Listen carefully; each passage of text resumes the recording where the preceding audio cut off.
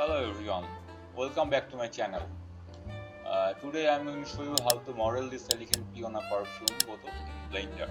So first we are going to start with this cylinder shape, and then we are going to add some design on both sides, and then the cap part we are going to model.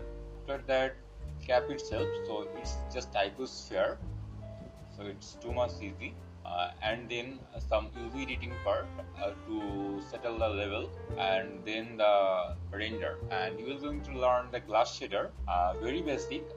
We will use some gradient here and the level with the golden foil, and then this wavy part we will going to make it with a circle, and this is the result. So let's start.